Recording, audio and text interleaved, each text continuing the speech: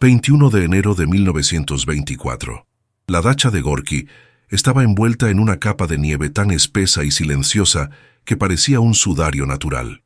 Dentro, en el corazón de la recién nacida Unión Soviética, la única verdad que realmente importaba yacía inmóvil en una habitación helada.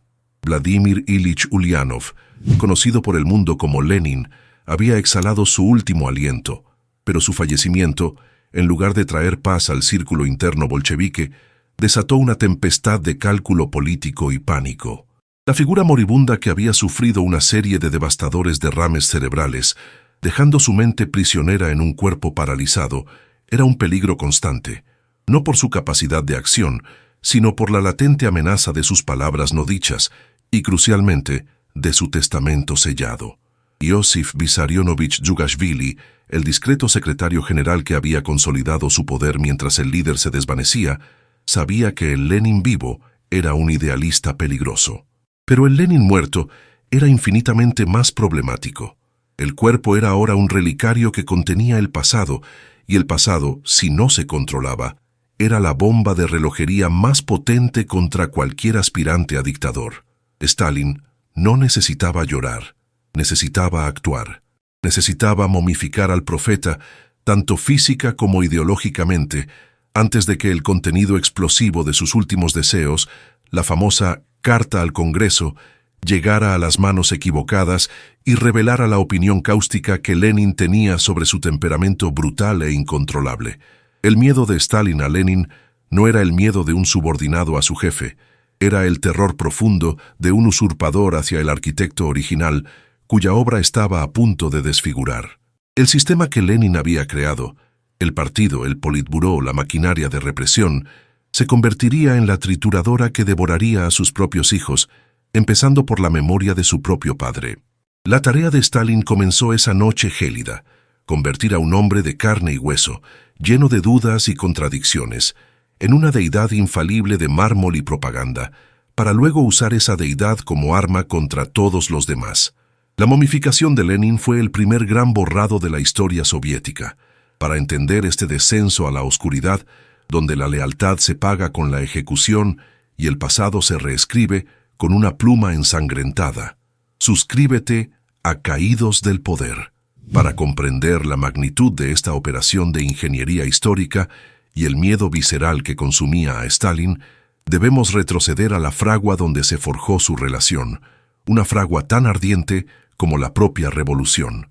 Vladimir Ulyanov, el intelectual brillante y despiadado, el hombre cuya voluntad de hierro había fracturado el imperio de los zares, no veía en Iosif Djugashvili, el georgiano taciturno y exseminarista, a un potencial sucesor, sino a una herramienta indispensable. La primera impresión que Stalin dejó en Lenin fue la de un ejecutor práctico, un hombre de acción, no de filosofía. Mientras Lenin debatía en Ginebra o escribía tratados en el exilio, Stalin asaltaba bancos para financiar el partido bolchevique, organizaba huelgas y demostraba una frialdad y una falta de escrúpulos que Lenin, en su pragmatismo revolucionario, encontraba valiosas. Stalin era el Koba de los bajos fondos, un maestro del engaño y la organización clandestina que podía ensuciarse las manos sin titubear. Esta relación se cristalizó en los turbulentos años que siguieron a 1917. Lenin fue el cerebro, el ideólogo que dictó el camino a seguir. Stalin, mientras tanto, se infiltraba discretamente en la maquinaria burocrática del nuevo Estado. A diferencia de intelectuales como Trotsky, Zinoviev o Kamenev, que despreciaban los detalles tediosos de la administración, Stalin se zambulló en ellos. Asumió los cargos menos glamorosos pero más fundamentales: comisario del pueblo para las nacionalidades y, lo más importante, secretario general del partido en 1922. Lenin cometió el error fatal de ver la Secretaría General como un cargo administrativo menor, un puesto para un organizador competente, no para un estratega sediento de poder. Stalin utilizó esta plataforma para nombrar a sus propios leales en puestos clave a lo largo y ancho de la vasta geografía soviética. Construyó una red de patrocinio que le debía lealtad a él, no a la ideología, y ciertamente no a los demás miembros del Politburó.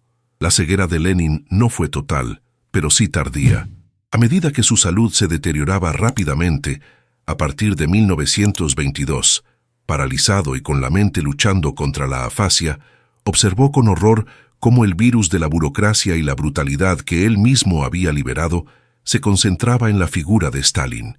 El hombre que había confiado en el georgiano para ser el martillo del partido se estaba convirtiendo en la guadaña del Estado. Hay anécdotas cruciales que definen la desconfianza final de Lenin. La brutal represión de los disidentes en Georgia, la tierra natal de Stalin, y su manejo autoritario de las nacionalidades provocaron una confrontación directa. Lenin, desde su lecho de enfermo, dictó cartas condenando la gran política chauvinista rusa de Stalin. La confrontación alcanzó su punto álgido cuando Stalin insultó de manera vulgar y despiadada a Nadezhda Krupskaya, la esposa de Lenin, simplemente por intentar facilitarle a su marido moribundo el acceso a documentos y noticias. Esta afrenta personal selló la suerte de Stalin a los ojos del líder. El 4 de enero de 1923, Lenin añadió un postdata a su testamento, la famosa Carta al Congreso, un documento diseñado para ser leído ante los delegados del partido tras su muerte. En esa adición, la voz moribunda del fundador sentenciaba a su secretario: Stalin es demasiado rudo, y este defecto, aunque tolerable en las relaciones entre nosotros, los comunistas, se vuelve intolerable en la posición de secretario general. Por lo tanto, sugiero a los camaradas que piensen en la manera de trasladar a Stalin de ese puesto y de nombrar en su lugar a otro hombre que, en todos los aspectos, solo se diferencie de Koba en una ventaja: ser más tolerante, más leal, más cortés y más atento a los camaradas, menos caprichoso, etc. Esta era la verdad que Stalin intentó enterrar con el cuerpo de Lenin, que el propio profeta lo había condenado como indigno, como un bruto cuya rudeza ponía en peligro el futuro del Estado. El testamento era, por tanto, una sentencia de muerte política, y la lucha para ocultarla y deslegitimarla se convirtió en la prioridad absoluta del hombre que pronto sería conocido como el padre de los pueblos. La muerte de Lenin abrió un vacío de poder que Stalin, a diferencia de sus rivales más teóricos, estaba perfectamente preparado para llenar. Él no buscaba la aclamación pública de las masas ni los vítores retóricos, buscaba el control férreo de la infraestructura. Mientras Trotsky, el carismático líder del Ejército Rojo, se ausentaba del funeral, ya sea por negligencia o manipulación de la fecha por parte de Stalin, las versiones difieren, pero el resultado es el mismo. Stalin orquestaba la ceremonia con una piedad teatral. Se posicionó como el heredero directo, el discípulo más fiel, el único capaz de comprender y ejecutar la voluntad del padre fundador. El primer gran movimiento fue, precisamente, la momificación. En contra de los deseos expresos de Krupskaya, que quería un entierro sencillo junto a su madre, Stalin y Molotov impulsaron la transformación del cuerpo de Lenin en una reliquia eterna, un santo patrón ateo para el nuevo Estado. El propósito era doble: santificar la figura de Lenin para que su autoridad fuese incuestionable y al mismo tiempo asegurarse de que ese culto operara bajo el control exclusivo del Secretariado General. El mausoleo se convirtió en el altar de la nueva religión y Stalin en su sumo sacerdote. Mientras tanto, el testamento, la dinamita política, flotaba en el círculo interno. Krupskaya, fiel a la voluntad de su marido, logró entregar el documento al Comité Central. La lectura se realizó en mayo de 1924, en una atmósfera cargada de tensión. Kamenev, Zinoviev y Stalin, los líderes de la troika que se había formado para aislar a Trotsky, escucharon cómo la voz de Lenin los condenaba, aunque con mayor énfasis a Stalin. Aquí reside el genio manipulador de Stalin. Enfrentado a la destitución, apeló a la solidaridad del grupo, especialmente a Zinoviev y Kamenev, quienes también habían sido criticados en la carta. Argumentó que hacer público el testamento en ese momento causaría inestabilidad y dividiría al partido, justo cuando la amenaza de Trotsky, el rival común y más popular, era mayor. Zinoviev y Kamenev, cegados por su arrogancia y el deseo de ver caer a Trotsky, cometieron el error más grande de sus vidas. Decidieron que el documento no se haría público, sino que se leería solo a los líderes de delegación en sesiones privadas, prohibiendo cualquier mención en la prensa. Esta decisión fue la salvación de Stalin y la sentencia de muerte de sus aliados. Una vez que el testamento fue neutralizado, Stalin se aseguró de que, cuando se hiciera mención del mismo en el futuro, se presentara como un capricho senil de un hombre enfermo. El camino estaba despejado. Stalin procedió a desmantelar sistemáticamente a la oposición de izquierda, liderada por Trotsky, utilizando el dogma de Lenin, ahora totalmente bajo su control, como arma. Trotsky fue tachado de desviacionista y enemigo del pueblo. Una vez que Trotsky fue exiliado y finalmente deportado en 1929, Stalin no perdió tiempo en girar su atención hacia sus antiguos aliados, Zinoviev y Kamenev, que habían cometido la ingenuidad de pensar que eran iguales a él. El terror se institucionalizó. La colectivización forzada desató hambrunas sin precedentes, y la maquinaria de seguridad del Estado, la OGPU, precursora de la NKVD, comenzó a trabajar horas extras, silenciando cualquier voz disidente con una eficiencia helada. La paradoja era cruel. Stalin estaba utilizando el sistema político que Lenin había creado, centralizado, implacable, sin oposición legal, para traicionar cada uno de sus ideales humanistas, por pocos que fueran. El Lenin que había advertido sobre la rudeza de Stalin había, irónicamente, pavimentado la carretera hacia su dictadura total. En esta fase de ascenso, la figura borrada no era un rival caído, sino el propio Lenin. Stalin construyó su culto sobre un pedestal fabricado de mármol y mentiras, transformando la compleja y a menudo contradictoria vida del líder bolchevique en un monolito ideológico, una simple herramienta para legitimar su propia sed de poder absoluto. El miedo de Stalin a Lenin no desapareció con su muerte. Simplemente se transformó en el miedo a que la verdad, ese incómodo testamento, emergiera de la oscuridad y lo desenmascarara ante la historia. A principios de la década de 1930, el rostro de Joseph Stalin ya dominaba la iconografía soviética. Los retratos, las estatuas, los carteles, todos lo presentaban como el sabio sucesor, el fiel ejecutor de la voluntad de Lenin. Había triunfado sobre todos sus rivales directos. Trotsky, exiliado en México y perseguido hasta el final. Zinoviev y Kamenev, humillados y reincorporados temporalmente al partido solo para ser observados.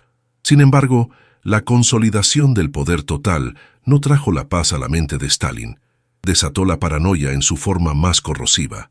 El dictador sabía íntimamente que su ascenso se había basado en la manipulación y el ocultamiento de la verdad. Aunque la versión oficial de la historia ya era la suya, siempre existía el riesgo de que los vivos que habían conocido al Lenin real, el Lenin que dudaba de él, se convirtieran en vectores de la verdad histórica. El cuerpo de Lenin, embalsamado y expuesto, era la prueba física de la revolución.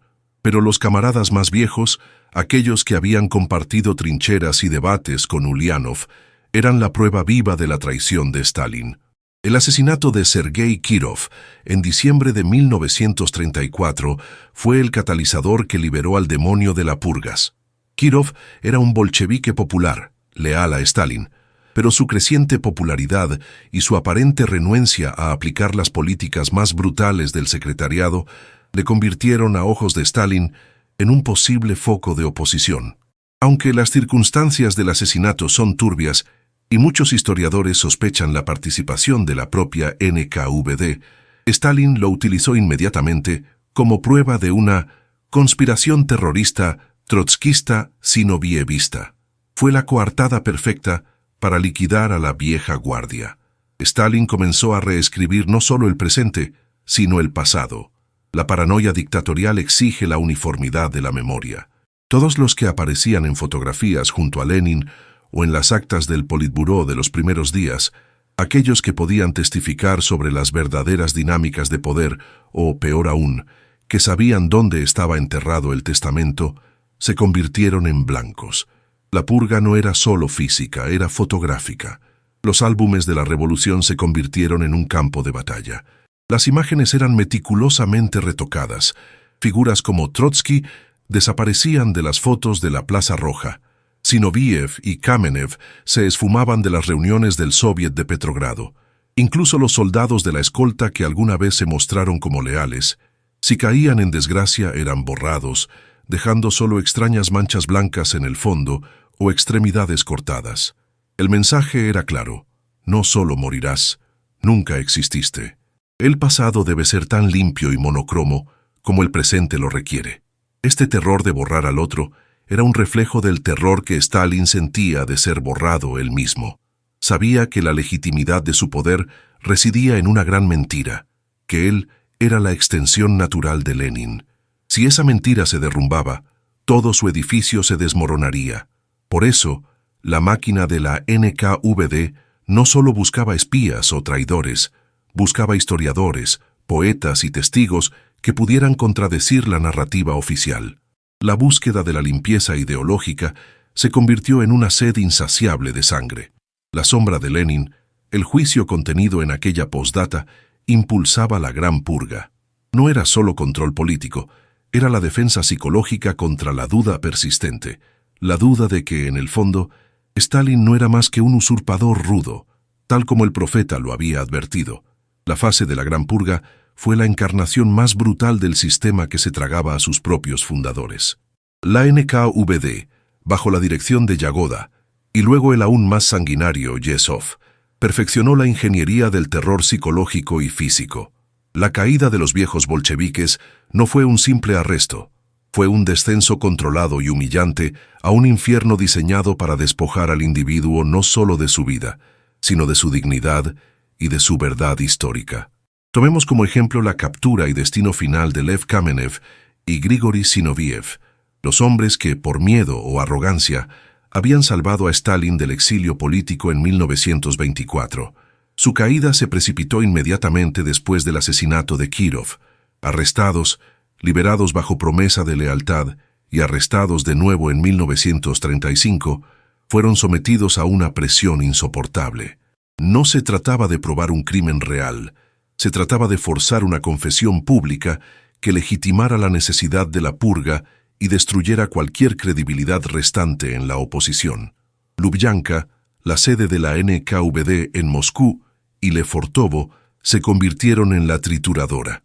El proceso era metódico, privación del sueño, bombardeo constante de preguntas durante días y noches, el confinamiento en cajas diminutas, y lo más efectivo para los viejos comunistas, la amenaza a sus familias. El objetivo no era obtener información sobre complots reales, sino sobre complots que Stalin necesitaba que existieran. Querían una narrativa, que ellos, los fundadores, habían conspirado con Trotsky, los fascistas y la Gestapo para desmembrar la Unión Soviética y asesinar a sus líderes. La ironía de la lealtad es un tema recurrente en esta masacre. Muchos de los arrestados se consideraban revolucionarios ejemplares, leales al ideal leninista, pero no a la persona de Stalin. Esta distinción se hizo irrelevante bajo la tortura. Los interrogadores operaban bajo una sola verdad: el partido es Stalin, y disentir es traición. En el caso de Zinoviev y Kamenev, la resistencia inicial fue feroz. Kamenev, intelectualmente arrogante, se negaba a inventar crímenes que no había cometido. La presión se intensificó. Stalin, con su toque personal de crueldad, prometía clemencia para ellos y la vida de sus familias si aceptaban el guión. Es fundamental entender el peso de estas negociaciones. Un bolchevique podía soportar la tortura física, pero la idea de traicionar la revolución o de condenar a muerte a sus hijos era la palanca definitiva. Finalmente, cedieron. La promesa, por supuesto, fue una mentira cruel.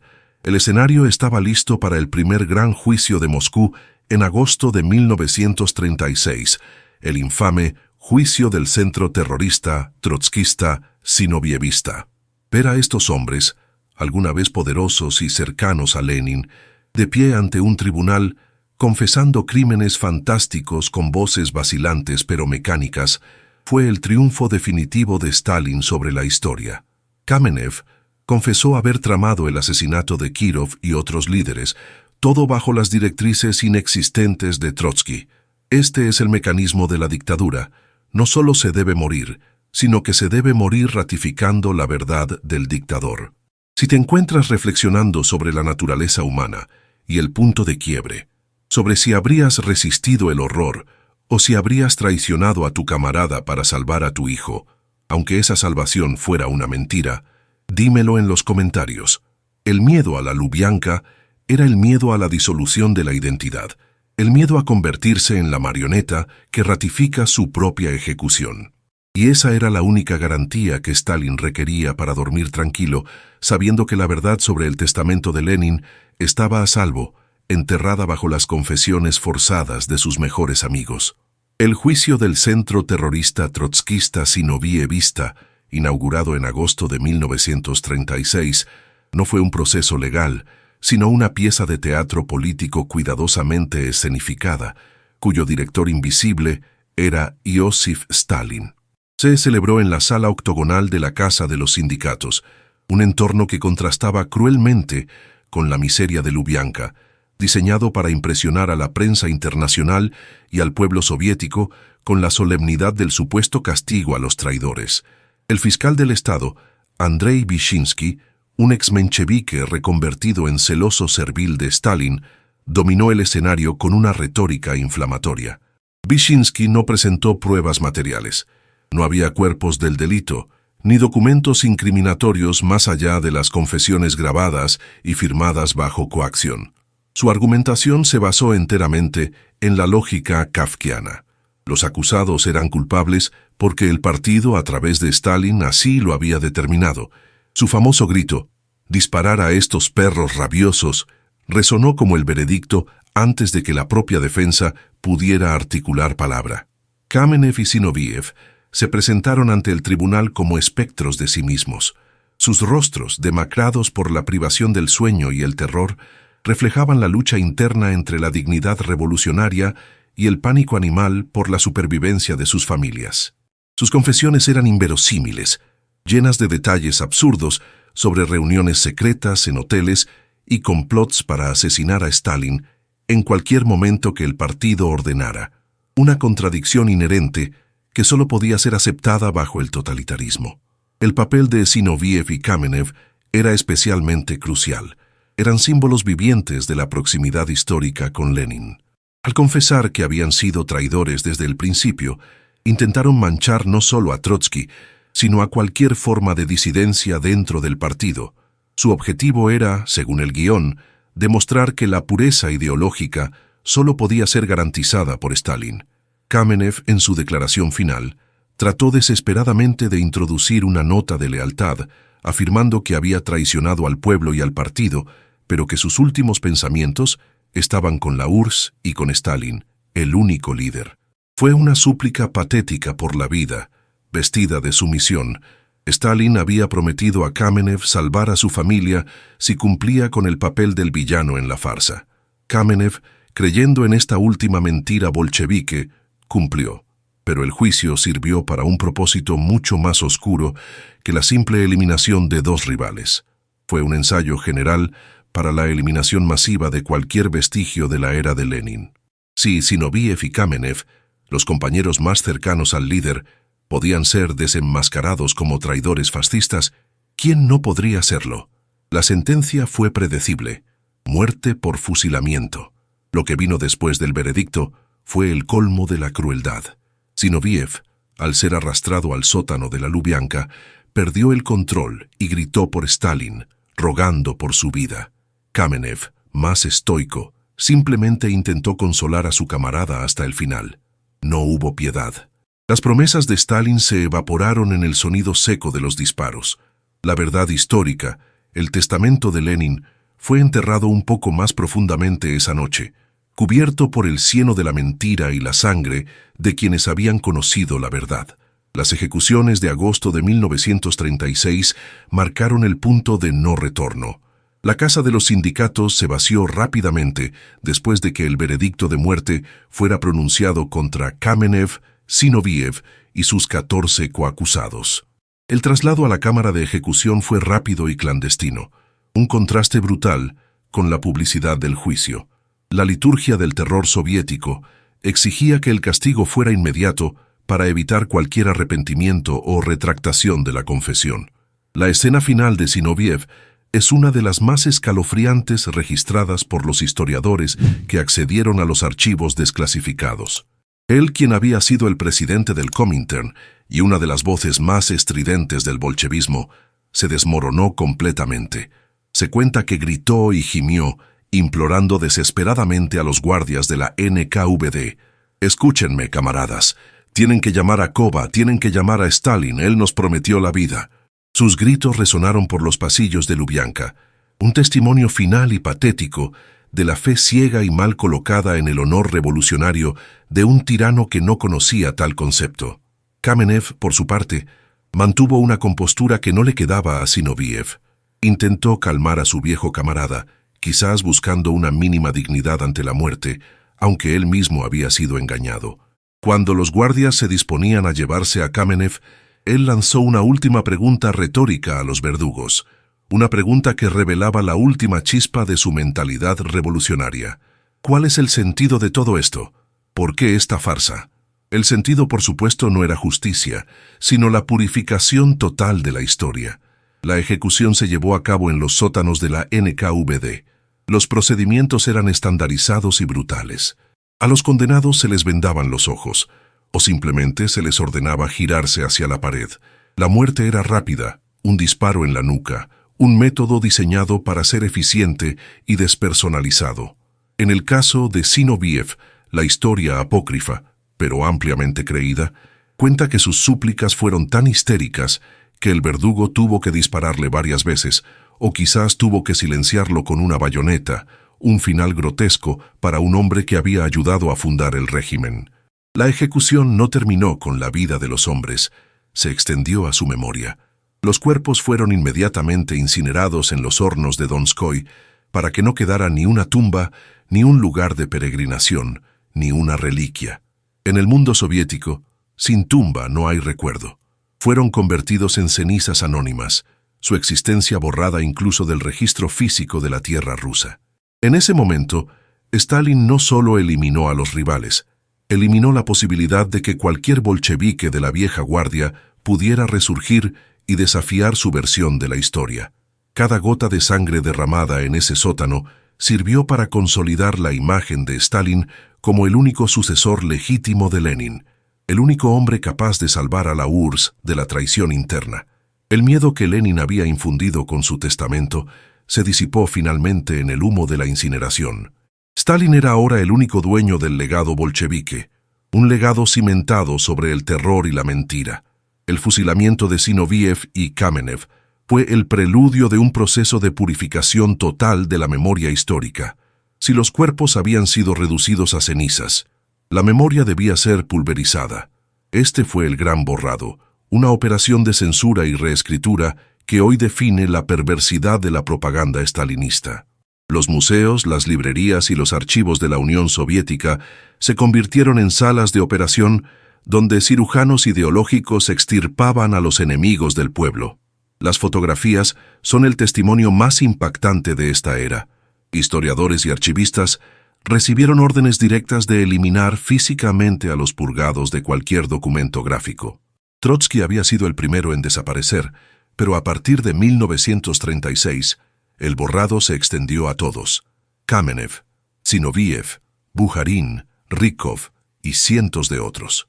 La técnica era rudimentaria pero efectiva: tijeras, tinta negra o la mano experta del retocador. De repente, en las famosas fotos de Lenin arengando a las tropas o posando junto al Politburó, figuras enteras se desvanecían, dejando detrás solo un hombro cortado, una mano flotando en el aire o un paisaje artificialmente extendido. El mensaje visual era potente. No son solo traidores, son fantasmas, personas que nunca compartieron la gloria fundacional con el líder. La presencia de Kamenev o Zinoviev junto a Lenin en 1919 se convirtió en una herejía visual. Los libros de texto fueron revisados a toda prisa. Los nombres de los caídos fueron eliminados de los índices y los capítulos. Las referencias a sus contribuciones a la revolución, al Ejército Rojo o a la construcción del partido se atribuían a otros, o simplemente a la dirección colectiva del partido, que en la práctica significaba Stalin. En las bibliotecas, las obras de los purgados no solo se retiraban de las estanterías, se destruían completamente o se catalogaban en fondos especiales y secretos, solo accesibles a la NKVD.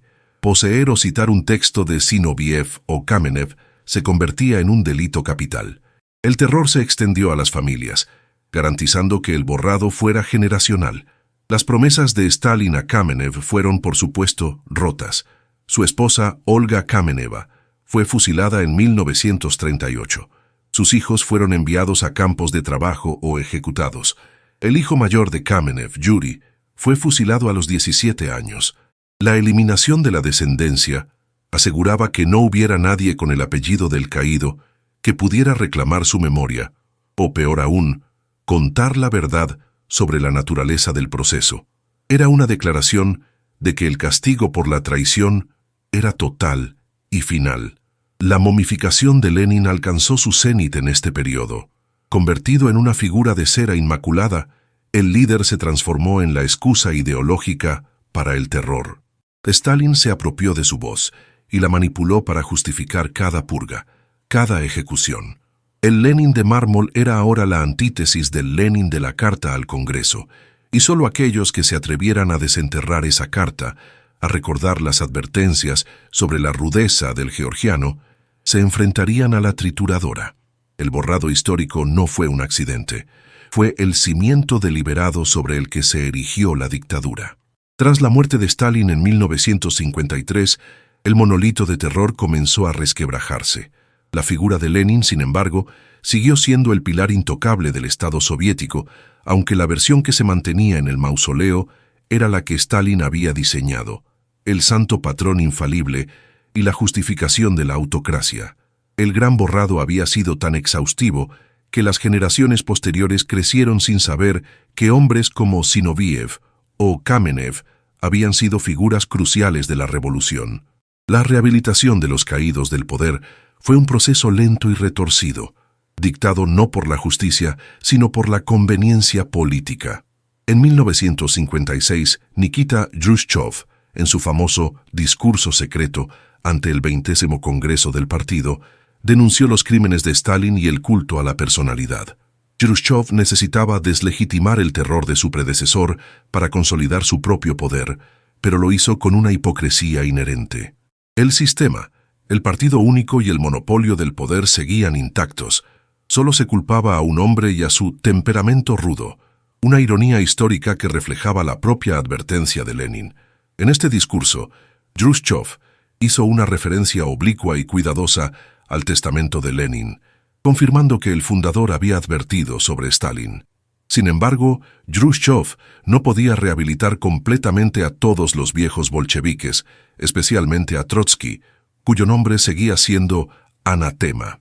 La rehabilitación se centró en aquellos que habían sido víctimas directas de las falsas acusaciones, pero no en aquellos que representaban una oposición ideológica real. Kamenev y Zinoviev fueron finalmente rehabilitados legalmente en 1988, durante la era de la perestroika de Mikhail Gorbachev, más de medio siglo después de su fusilamiento. Fue un reconocimiento tardío de que los cargos de espionaje, sabotaje y terrorismo eran pura fabricación. Se reconoció que murieron no por traicionar a la URSS, sino por conocer demasiado sobre la verdad histórica y la ambición desmedida de Stalin. Pero el legado es más complejo. Estos hombres fueron víctimas del sistema, sí, pero también fueron sus arquitectos. Ellos habían votado a favor de las primeras represiones, de la prohibición de la prensa de oposición y del terror rojo. La trituradora que los consumió fue, en parte, su propia invención. La caída de Lenin a ojos de Stalin y la posterior purga de sus camaradas es la historia definitiva de cómo un líder que crea un instrumento de poder absoluto inevitablemente será consumido por él si no mantiene el control total. Lenin advirtió sobre el carácter de Stalin, pero no pudo protegerse a sí mismo o a sus aliados de las herramientas represivas que él mismo había puesto en funcionamiento. El miedo de Stalin a Lenin fue el motor de la reescritura de la historia. El miedo a que la autoridad moral del fundador superara la fuerza bruta del usurpador. Hoy, la única manera de vencer ese borrado histórico es traer a la luz estos nombres y estas verdades. El régimen intentó borrarlos de cada foto y cada libro de historia. Es nuestro deber, como testigos del pasado, recordar a aquellos que cayeron en el torbellino de la paranoia soviética. Suscríbete al canal si crees que la historia, por oscura que sea, debe ser recordada.